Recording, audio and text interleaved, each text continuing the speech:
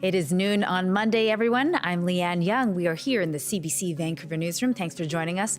I've got your top stories from around the province. We begin with some breaking news. A man is dead following a shooting in Abbotsford. Police were called just before 9:30 this morning to the town line area for reports of gunfire. That's in the northeast of the city. A homicide investigation is now underway in and outside a home on the 31,300 block of Ridgeview Drive. Officers are expected to be there for much of the day. Police say 3 nearby schools were briefly placed under a shelter-in-place protocol, but no students were directly impacted. Our reporter is at the scene, and we will bring you more details as we get it. And thousands of workers are back on the job today after a tentative deal was reached between the province and the BC General Employees Union.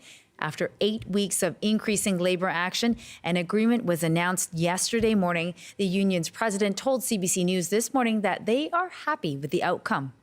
Obviously 8 weeks in, people, it gets difficult, and especially when the weather turns, and that has its own challenges. But fundamentally, I'd say our members were very strong, committed. I was on a lot of those picket lines across the province. I talked to a lot of people there. And I think people were really determined to get a fair deal. And I think that's what we did. A number of government-run programs, from student loans to IVF funding, were affected by the strike. The BCGEU's tentative agreement includes a 3% general wage increase per year over the next 4 years. That deal will go to a ratification vote in the next week.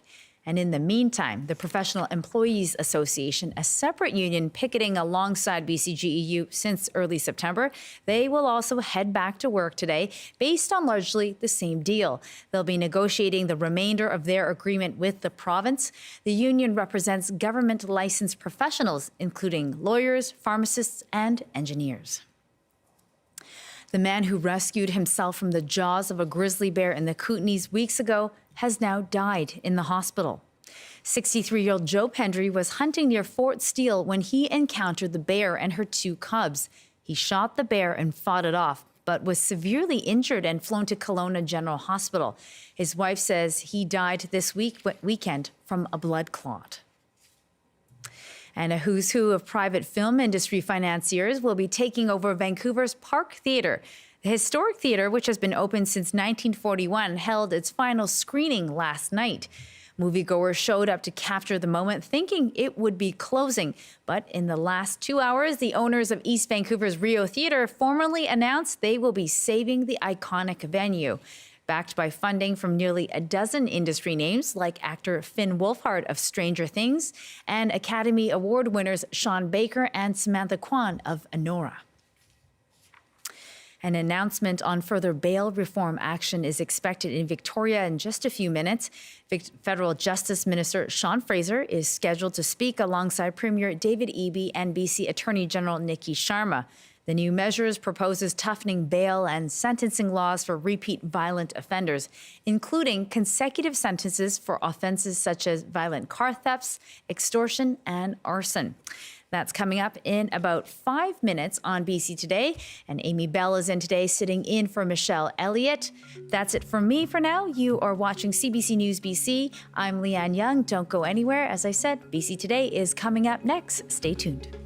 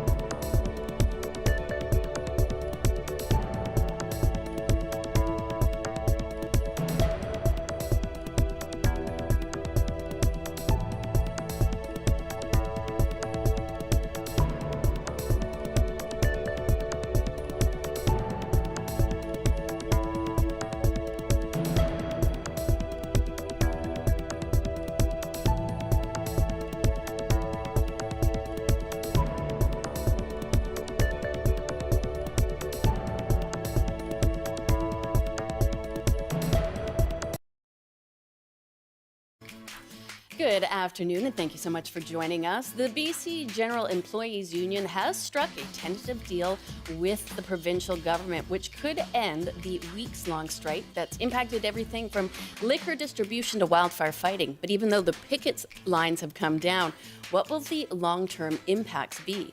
And from hockey to baseball, Canadians are increasingly engaging in sports betting. But as a betting scandal rocks the NBA, is gambling on games getting out of hand? I'm Amy Bell, in for Michelle Elliott, and this is BC Today.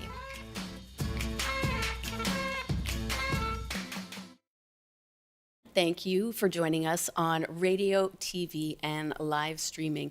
We're just waiting for a press conference to begin between Premier Eby and both the federal and provincial attorney generals. They will, of course, be talking further about the proposals to the bail reform. Of course, the act that was revealed last week would make dozens of changes to the criminal code to make bail laws stricter and toughen sentencing for serious violent crimes. The government says it will also make it harder for violent and repeat offenders to get out of custody. Now, last week, BC's Attorney General Niki Sharma, of course, told reporters that she is very happy to see the proposals addressing intimate partner violence especially.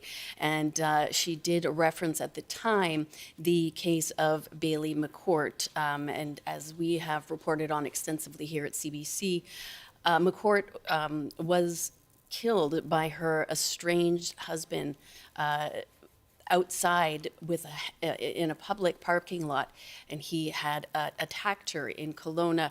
He, of course, had been convicted of domestic violence just hours earlier, but was not taken into custody until he was accused of second-degree murder. And we will be seeing Federal Justice Minister and Attorney General Sean Fraser being one of those speaking today, and he will also outline perhaps further plans and further reforms that they will be making.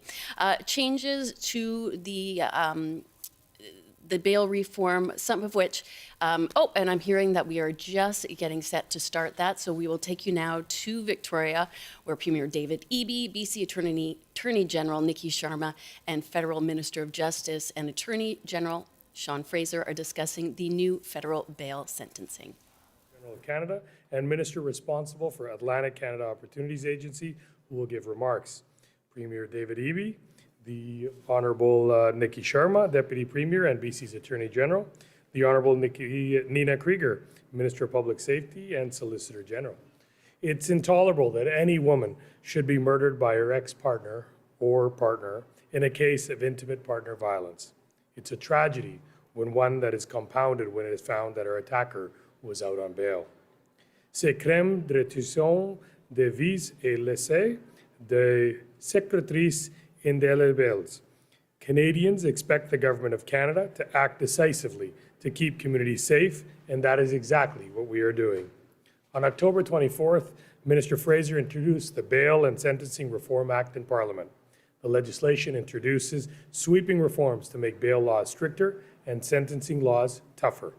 Bill C-14 is the result of several months of close collaboration and consultations with provinces and territories which are responsible for the administration of justice as well as law enforcement on the ground. BC has been particularly vocal and active in respects to intimate partner violence, and for that, we are very grateful. Our reforms are rigorous but fair and evidence-based. Nous ne visons pas faire les manchettes. Notre objectif est plutôt de bâtir un Canada plus sûr et plus fort, fondé sur le primauté de droit et travers des actions concrètes. We're not trying to make headlines. Our goal is to build a safer and stronger Canada through concrete actions and founded on the rule of law. I'll now turn it over to our wonderful Premier David Eby.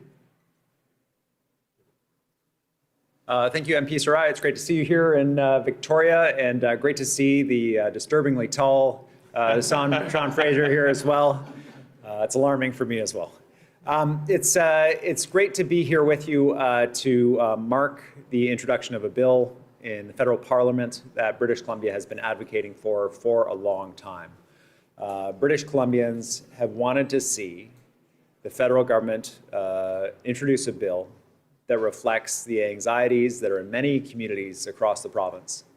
Anxieties which are based in the concern that there is a small group of individuals causing an outsized amount of harm, and that at root of it is a loss of respect for the criminal law, whether it's repeat shoplifting over and over and over again, whether it's violent offending, where someone commits a violent offense and then is returned back to the community using the existing bail laws. We know that the laws have to change, and we are very grateful that the federal government has heard our concerns, worked with us collaboratively, and has introduced a bill that responds to those anxieties that British Columbians rightly feel. I'd like to specifically recognize Nina Krieger, our public safety minister, who worked with the federal government to ensure that provisions around extortion are in place in this bill. And the Attorney General, Niki Sharma, who worked closely putting forward proposals around bail reform, as well as around intimate partner violence, and ensuring that we don't see another situation like that took the life of Bailey McCourt, where her abuser was released after being convicted back into the community and used that time to murder Bailey. To know that no one will ever be killed like that again is crucially important for British Columbians. I think that as we look forward to continued work with the federal government, conversations about intimate partner violence will continue. We continue to advocate for the reforms the family is asking for related to a presumption around first-degree murder. We raised that with the minister today. We continue to look forward to ways that we can ensure that the criminal justice system is working quickly and efficiently and controlling some of the growing demands that put delays into the justice system, and ways we can ensure efficiency and fairness in the trial process. But the bottom line is this. This is an incredibly important bill. It is a very responsive bill. It will be an effective bill. And I call on all members of the federal parliament and the Senate to pass this bill as quickly as possible to ensure that these tools are in the hands of prosecutors to ensure that our communities are safe. With that, I'll pass it over to the Deputy Premier and Attorney General, Niki Sharma. Thank you. I'm really glad this podium is set to my height, so just want to give a shout out to the team to put it together. A really great day today, and I just want to start by welcoming MP Sarai and Minister Fraser here in Victoria. We are really happy to see the changes that the bail and sentencing bill will introduce to the criminal code, particularly as the Premier suggested around repeat and violent offenders that have been causing so much chaos in some of our communities. We've heard from mayors and councillors that that law needs to change, and we're glad to see that reflected in the bill. Just want to again say thank you to the federal government for listening to BC's ideas. We had an extremely collaborative process where I was able to present ideas of where we thought the criminal code should change to tighten up around repeat and violent offenders, to be stronger around intimate partner violence, and to help with many things. Also buried in there is the virtual hearings for the BC Review Board, which is going to be another aspect that is really good for the administration of justice here in BC. Had we not had that type of collaborative process, we wouldn't see the changes that we needed to see in BC reflected in this bill. So I am grateful to Minister Fraser and his team. And the work continues. I know that there are plans to introduce further changes to the criminal code, and BC will be at the table presenting our ideas and our thoughts on what could tighten up the criminal code and what we need to do to make a justice system that everybody sees, shows proper respect for the law, puts the right people behind bars, and upholds what we all want, which is safer communities everywhere across the country. I want to pass it over to Minister Fraser, again with gratitude with the work that we have done so far, and with a strong welcome from everybody here in Victoria, and we look forward to the continued work. Look, thank you so much. Everybody's been making comments about height. I just wanted to let the Premier know I wore my lifts today to ensure that I held up my end of the bargain.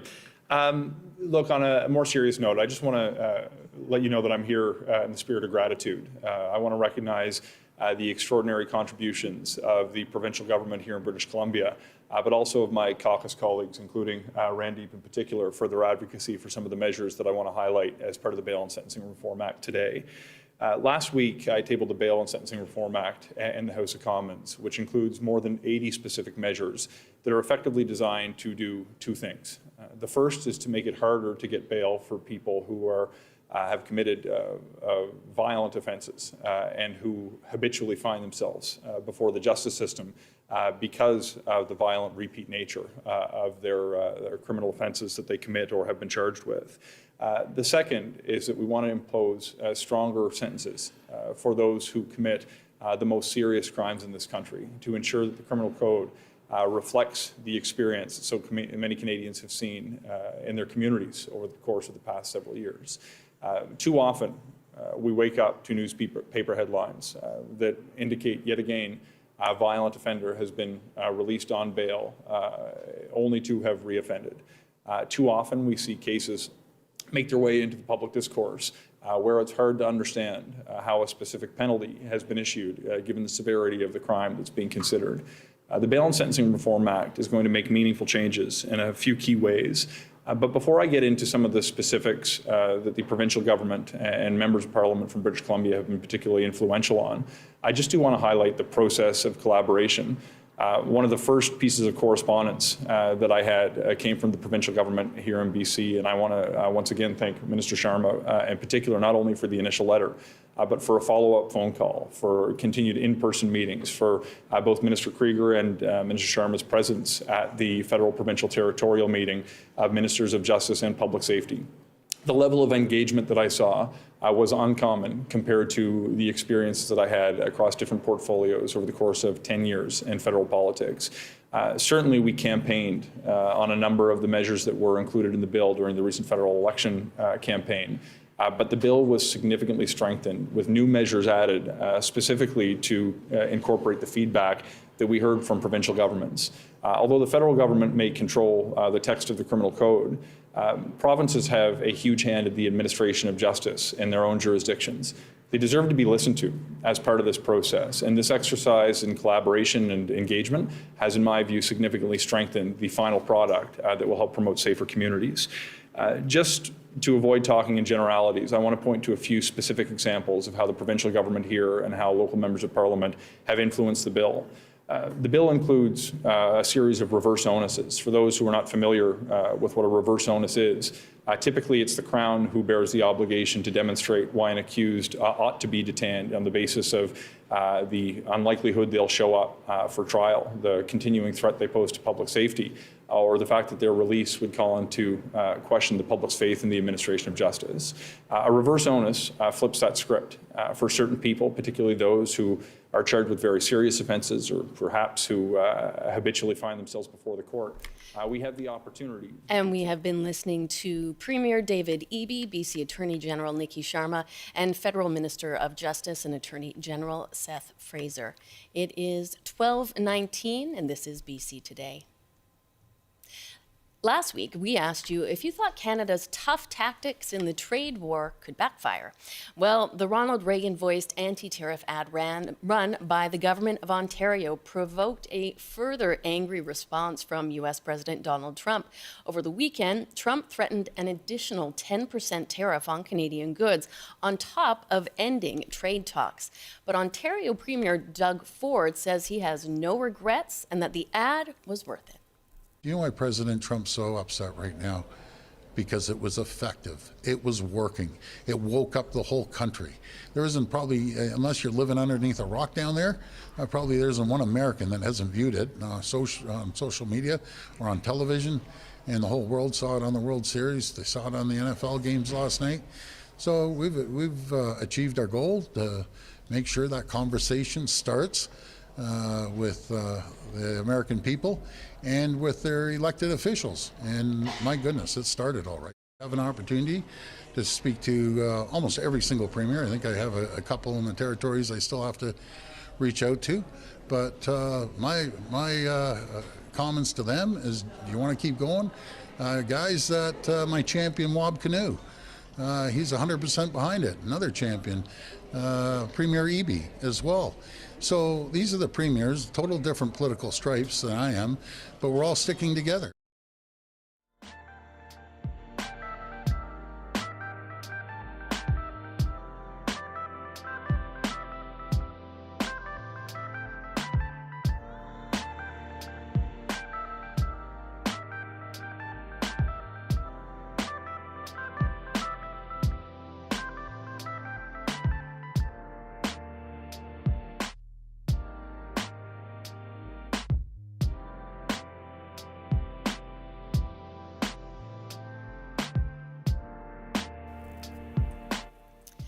I'm Amy Bell. I'm sitting in today for Michelle Elliott, and this is BC Today. Now, the BCGEU has reached a tentative deal with the BC government, bringing an end to the weeks-long strike. The tentative agreement includes a 3% wage increase each year for the next 4 years. Stephen Quinn spoke to BCGEU President Paul Finch this morning about what the path will look like moving forward. Strike affected a lot of people who work in the hospitality business, especially people who don't necessarily earn big wages.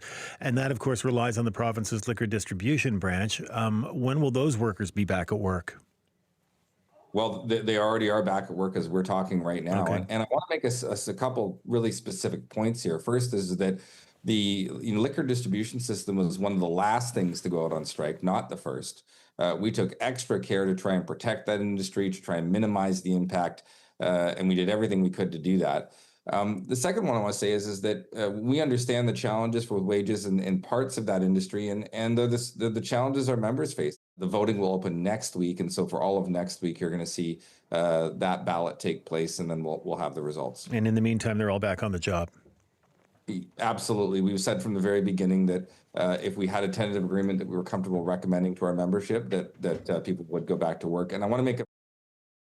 That's Paul Finch, president of the BCGEU, with a tentative deal reached. The question now is, how long will it take to get back to business as usual?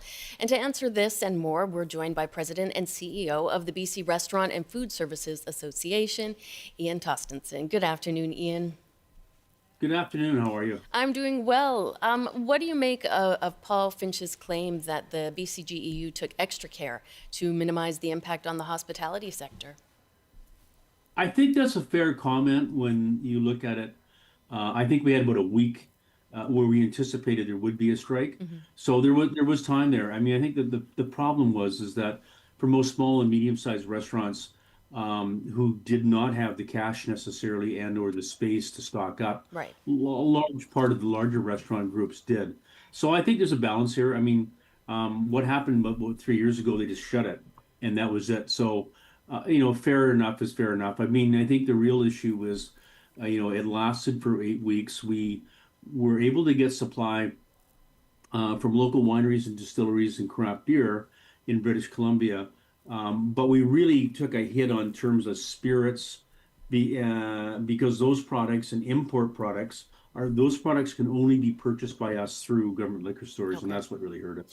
And I know that the last time, as you said, there was no forewarning. It just shut down, and that put a lot of people in a difficult position. But it also took a very long time to get back up and running for many restaurants and bars. How long do you think it'll be this time before we sort of see those normal operations returning to the hospitality industry? So we think there's 8,000 orders that are in the system for today. Okay.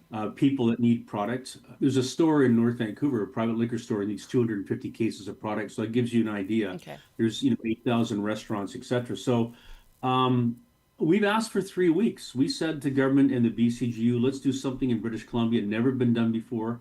Let's do a military effort. It's not going to happen in 3 weeks, but I think we'll see the majority of products move very quickly. And then as the medium and smaller moving products come into the system, but it's still going to take a couple of months. Will you see it in a restaurant? Maybe not so much. We'll have to make those alterations as we normally would. You might when you shop in the shelves in your local liquor store, that bottle of something that you really enjoyed may not be there for a while. So I think the good thing about Paul and the BCGEU is they're up for the battle here to battle, I mean, together to resupply the market. That's a good thing. Can you give us any sort of idea of what kind of a financial impact this strike has had on the BC restaurant industry? Well, if you look at how much we buy each day, we buy about $3 million worth of alcohol each day for the hospitality industry. So 56-day strike is almost 150 or $60 million of product that we didn't buy. And then if you look at the retail value of that, we would put it in our restaurants and sell it. That's about $300 million in sales, less what we bought locally. So say $250 million, like it's massive. We're an $18 billion industry, but the real issue here is going into holiday season to make sure that we can be that place where you want to go for the holidays and make sure that we're stocked properly. And so that's why we set a 3-week target. I think that 3-week target will be for the big stuff. So we'll crawl our way into the season, the holiday season. I think we'll be all right. And that is what I wanted to ask you is, we have the summer season done and this is the next big ramp up. This is where a lot of businesses will depend on making a fair amount of money during the holidays. So I imagine there's a bit of uneasiness just if there's any threat to that season coming up. Now, I know that some restaurant owners said during the strike that perhaps the province should rethink the way BC handles liquor distribution. Do you see this push for regulatory changes now that a tentative agreement has been reached?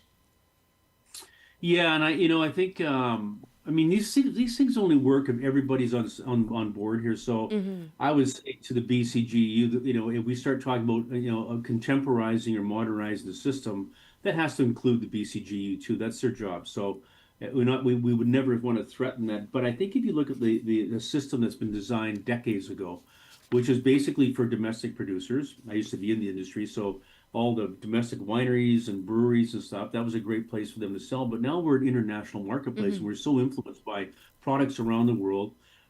So many people have started up import agencies and bringing products in from around the world. They weren't able to sell during the strike. So I think that we have to make sure that that we don't get in this situation again down the road, because what we're not talking here is a lot of small little agents that have been laying off people or have been laid off and they're not getting paid. And I don't think that's fair. So yes, we need to look at a way to modernize the system that makes more sense in today's world than it was when it was, invented even 50 years ago. So it hasn't changed much.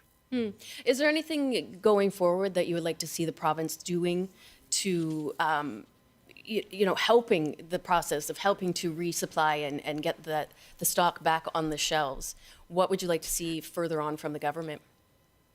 I think right now it's just a commitment, and we were seeing that already this morning from government, the LDB, the BCGEU, to put the resources into the system that is going to be required to resupply. So that's, things like overtime, way more trucks, working with the private warehouses to ensure that they have the proper delivery times to deliver those products into the LDB warehouses for distribution.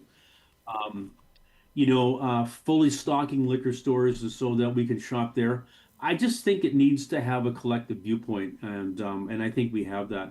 There's not much you can really do with the system right now, short term, to change it, to avoid it. But I think what we can change is I keep saying, is collective mindset for everybody to. It's a very important industry. There's 200,000 people and $18 billion in sales, 15,000 restaurants. I think everybody's pretty up for the task here to help restore that. And I'm sure everybody had a collective sigh of relief when they learned on Sunday that an agreement had tentatively been reached. Ian, I really appreciate you taking time with us today. I know you've been very busy. 100%. Thank you so much. All right, take care. That is Ian Tostenson, and he was joining us to talk about the tentative agreement that has been struck between the province and the BCGEU. He is, of course, the president of the BC Restaurant and Food Services Association. It is 12:30, and coming up in our second half hour, we're going to talk about betting in sports and the NBA betting scandal. That'll be right after the CBC News to 12:30 with Robert Zimmerman.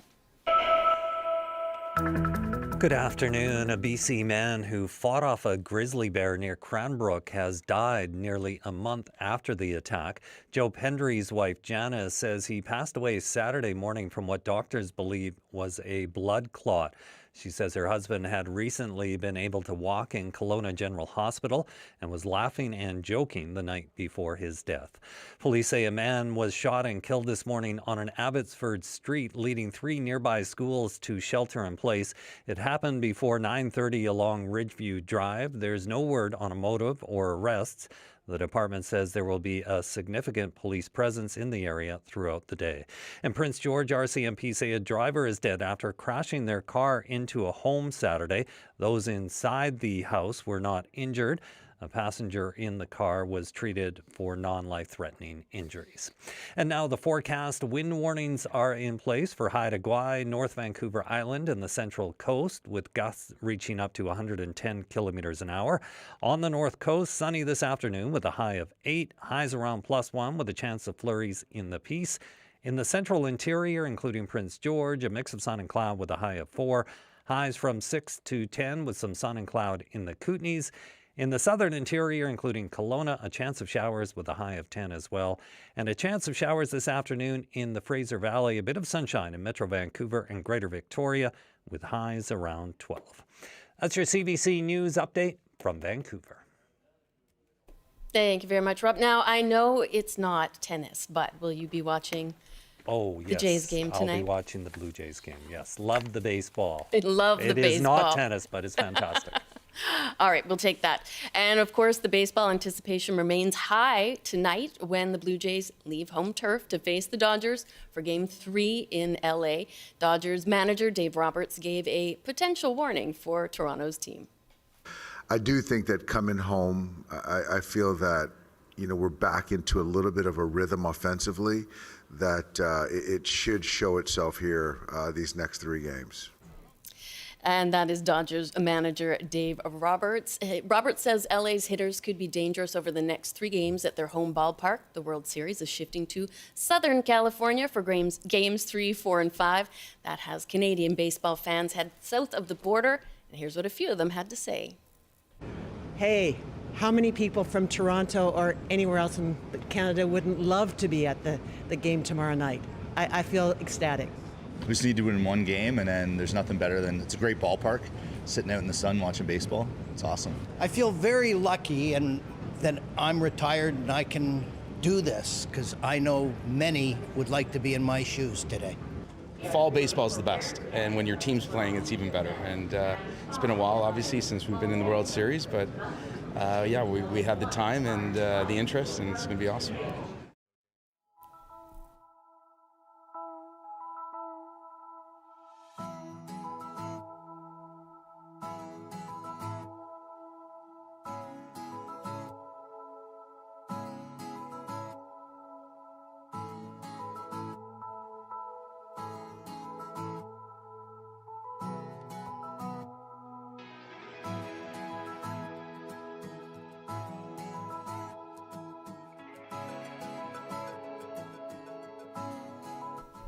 An NBA head coach Chauncey Billups and player Terry Rozier were arrested last Thursday along with dozens of others in a massive mafia-linked gambling investigation. Authorities say one scheme focused on insider sports betting, another on rigged poker games tied to the mafia to steal millions from victims over a number of years. The CBC's Katie Nicholson breaks it down for us.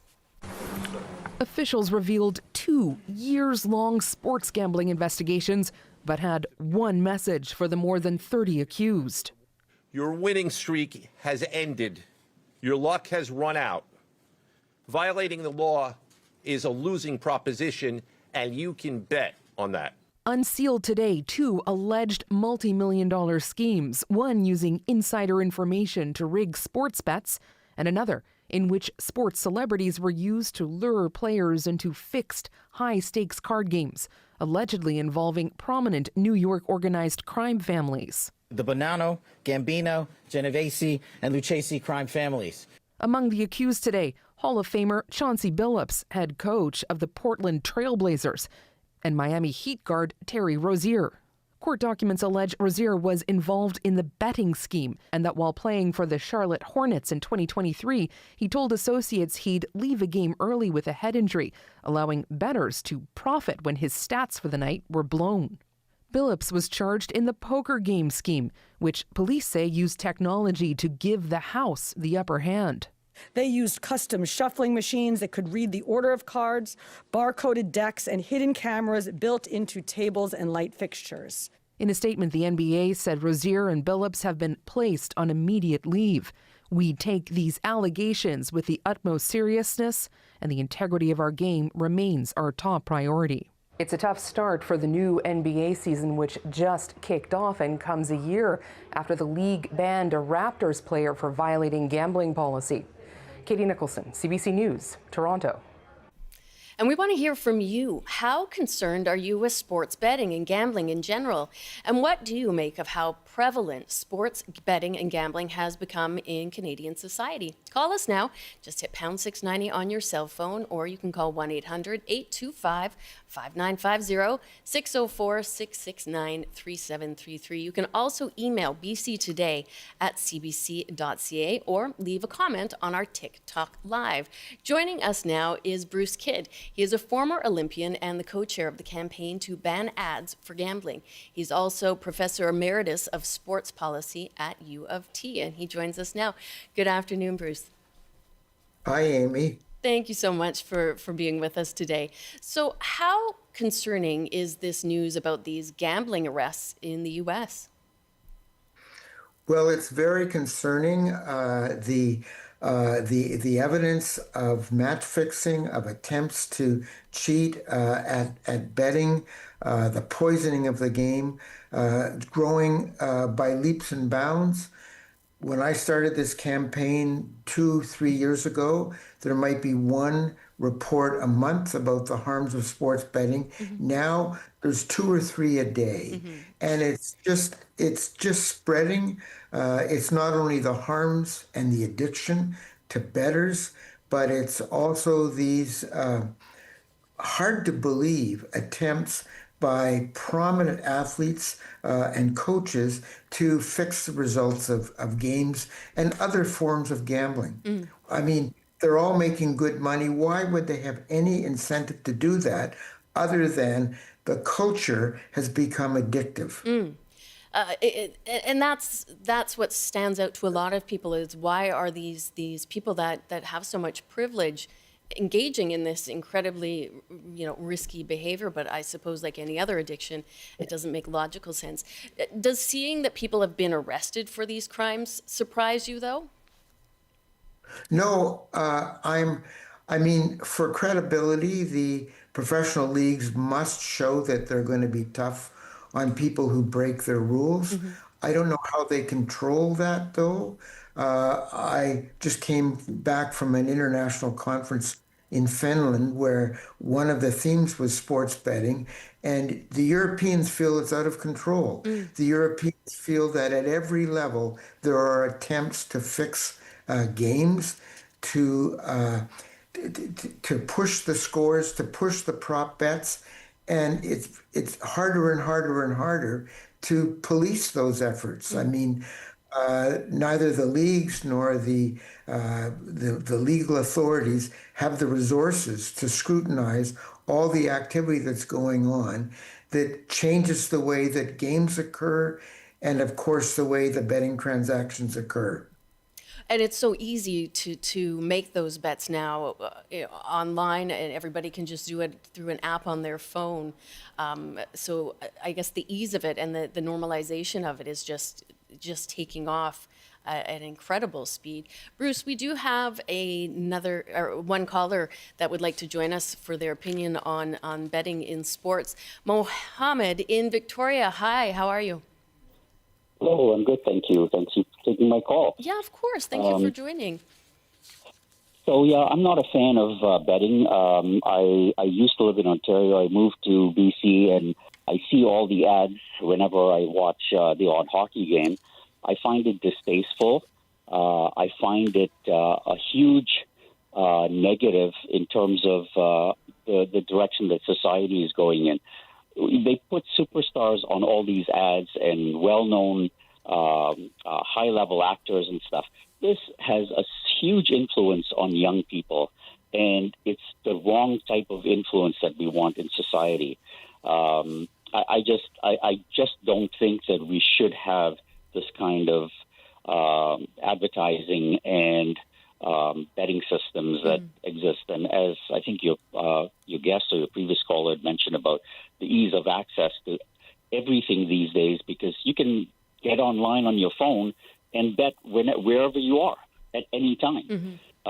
It's not like a casino where you have to physically go to that location to bet on games or play whatever different games that they have there. This is something that is accessible, and I am curious as to how many young people have access to this kind of betting on their phones. It is very distasteful, and it's the wrong direction for society to be going in. Mohammed, I really appreciate you sharing your thoughts with us. And Bruce, he highlights that issue, that the ease of which somebody can place one of these bets, the amount of ads trying to get people to just log onto their phones. How concerned are you when it comes to that sort of connection between just watching a game and being inundated with ads to place a sports bet? Well, it upsets sports fans, and it is addictive, and particularly for children and youth. We don't have good survey data, but all of the stories we hear from athletic directors, from coaches, from parents, from senators testifying in the Senate hearings are that children can easily make a bet now. None of the controls seem to work, and they're addicted into a lifelong of attraction to sports betting. All of the regulations say that they shouldn't be doing it, but there are endless stories of them engaging in this. The defenders say that, it increases their interest in sport, but I don't know any evidence, absolutely none, that it increases physically embodied, energetic participation in sport. It's passive, and as the caller said, on phones, pocket casinos, it's got nothing to do with physically active participation. And does it lead to maybe that sort of disconnect where it can have very strong real life consequences if it is just so easy on your phone, where it does almost seem like it's just part of a video game? Well, again, the evidence in Canada is only growing, but the harms extend to parents, to families, to other people in the community. One study argued that for every addicted bettor, there are 8 people who are negatively affected. Another study in the United States showed that the harms from sports betting cost society 3 times what even the most high-tax state generates in terms of revenue. So it's hurting all of us. I would love people to join our conversation, Bruce. Of course, they can call us at 1-800-825-5950, 604-669-3733. Hit pound 690 on your cell. You can always email us, bctoday@cbc.ca, or leave a comment on our TikTok at CBC British Columbia. And Bruce, I know a lot of people, they look up, especially young people, they look up to these athletes. They see them as role models. Chauncey Billups is a former Toronto Raptor. He was just inducted into the Baseball Hall of Fame a year ago. Basketball, sorry. Ottawa Senators player Shane Pinto was suspended by the NHL for using third-party proxy servers to bet, but not on NHL games. And we've seen Wayne Gretzky and Connor McDavid fronting gambling ads on TV. So how much does their influence maybe normalize sports betting when somebody sees one of their sports heroes endorsing this somehow? It's huge. Admittedly, the regulators are trying to stamp that out, but those efforts, in my view, have only been half-hearted. And it's in the logic of the industry with blanket ads, with star players advertising all kinds of products, that star players can normalize the ads. There are disclaimers in fine print at the bottom of many ads, but it says bet responsibly with no guidance, with no effective controls. What we're trying to find is prominent athletes, other than old retired people like ourselves, saying, as they did during the anti-doping campaigns and during the anti-tobacco campaigns, don't do it. Don't bet on sports. And if Health Canada and other agencies started the campaign with the same kind of exposure using prominent athletes, we hope that would make a difference, would encourage young people to think twice, and parents, of course, to be much more critical in stamping out betting behavior in their households. Bruce, we have another call coming in, this one from Ian in Victoria. Hi, Ian. What are your thoughts on the rise in sports betting? Oh, hi. Thanks for taking my call. I'll be as quick as I can. I agree with a previous caller that said that it's extremely distasteful that so many high-profile stars, sports, movie, TV, what have you, who are already being paid very well, are taking money to sell what is essentially crack. Highly addictive activities that ruins people's lives. I mean, that's just not cool at all. And I'll go one further. I'm kind of cynical, and especially in the light of these recent arrests, even before all that, I started to wonder how this activity is actually affecting games with so much money involved. And I began to notice how many playoff series actually go to the full 7 games. You know, I can't help wondering for each game that doesn't get played, how much money gets lost. So, and then these people get arrested, and I say, you know what I mean? Well, and I do understand how once you realize how prevalent things, you kind of you're looking to make connections, and you are very cynical and very suspicious. So I appreciate that, Ian. And Bruce, how persuasive do you think this sort of mafia gambling and sports betting scheme is that both Chauncey Billups and Terry Rozier were part of? Well, it raises the questions that your caller just raised about how legitimate the games that we watch are. And the evidence here and internationally is that there are many people trying to fix games, shave points, win prop bets, the name for the bets within a game, like who draws the first penalty, or when the ref throws the first yellow card. Right. There's so much evidence that people are trying to do that it raises doubts about the legitimacy of a game. And as someone who loves sports, that breaks my heart. Yeah. I mean, I don't want to watch a game that is tense enough with the Jays going into the 3rd game in Los Angeles, wondering if someone is trying to fix the inning-by-inning outcome or fix the overall outcome. But these arrests raise those questions again and again. And that is exactly what our caller Ian was saying. What other ways do you think sports betting is impacting the game itself, the pro sports themselves? Not just talking about people being suspicious, but, you know, is that changing the way games are played? Is there more of a catering to try and stretch these series out longer? Well, that's one factor.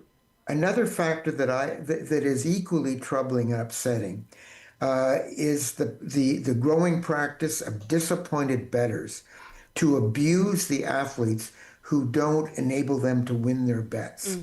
And whether it's in the NBA, whether it's in Major League Baseball, or in college sport, there are a growing number of cases, I call them cases of unsafe sport, where an athlete is given by the bettors a quota of so many points to make and not made that quota, and bettors in the stands and online just abuse them in the worst possible way.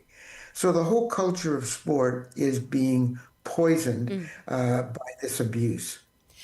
And I'm curious, in your opinion, if you think one sport maybe has a greater issue than, say, another sport. If basketball is really strong in the sports bets, or if it is hockey, or is it just across the board? As long as there's a game, people are betting on it.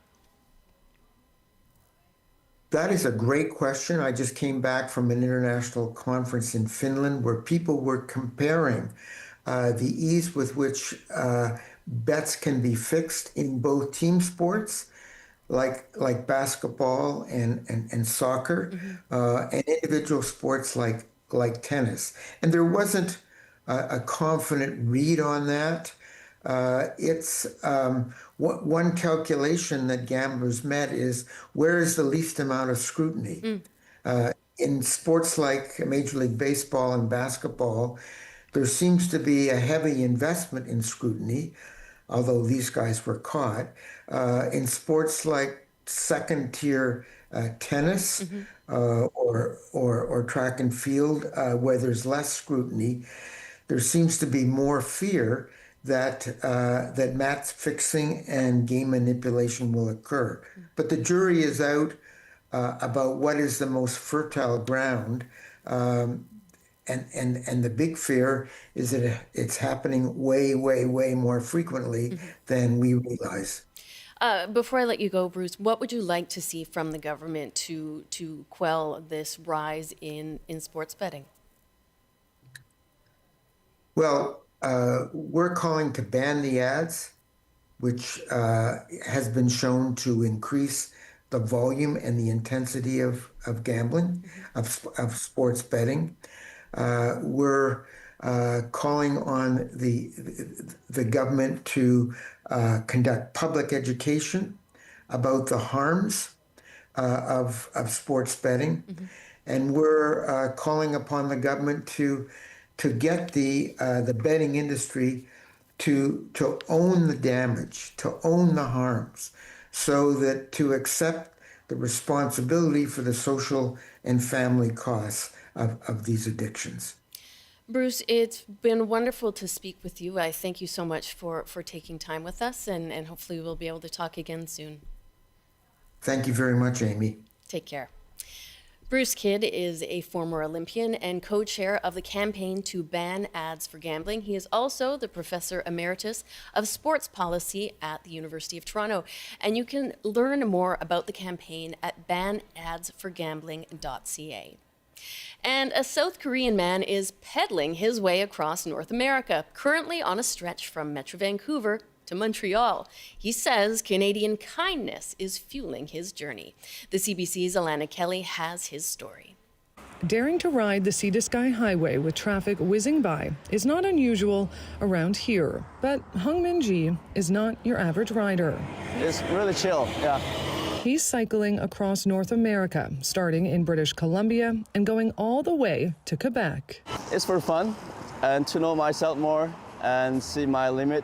Pushing himself more than 5,000 kilometers. Around 2 months, or 68 days. At 28 years old, this South Korean man has pedaled his way through a massive feat already, visiting 26 countries on his bike. He cycled from Argentina to Alaska, then hitchhiked to Kitwanga and cycled down to Squamish. BC is amazing, nice people, friendly. They talk to me first, and beautiful nature and drinkable water, so I'm happy with that, yeah. Powering him through is peanut butter sandwiches and podcasts. I didn't train at all, just I bought my bike and started cycling. When he arrived in Canada, BC Hospitality showed up. They let me sleep in their coach, or they give me a room and I can take a shower and I can do laundry. BC license, that one I got it from local people as well at the semester. From strangers riding with him to giving him a place to stay, they've all shared their generosity, helping make his goal possible. I've been helped by so many people, and I really appreciate, and every time when I cycle, I think about these people who helped me. And when he gets tired and his muscles start aching, he just tells himself, look where you are. You are in Canada and you want to complain because of wind or weather or uphills. He's also been inspired by a Canadian hero. And you must know Terry Fox. When I go back to South Korea, I want to run whole South Korea for cancer charity. So if you see him on his bike, don't be a stranger. Say hello, or maybe even join him for a bit of his journey. Elena Kelly, CBC News, Squamish. Well, that is just the loveliest story to hear.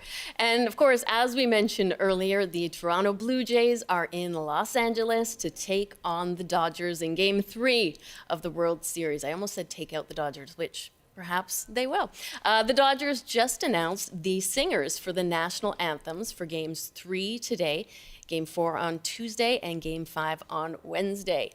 Country singer Brad Paisley will sing the U.S. national anthem tonight, with Canadian singer-songwriter J.P. Sack singing "O Canada."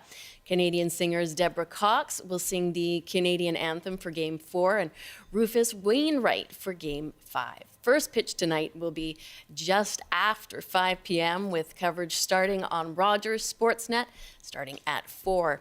And 43-year-old Max Scherzer becomes the first pitcher in Major League Baseball history to pitch for 4 different teams in the World Series. He starts for the Blue Jays. The Dodgers will start 32-year-old Tyler Glasnow. Go Jays, I know many of us will be watching. And that is it for our show today. Thank you for calling and for joining the discussion. You can always email us, bctoday@cbc.ca.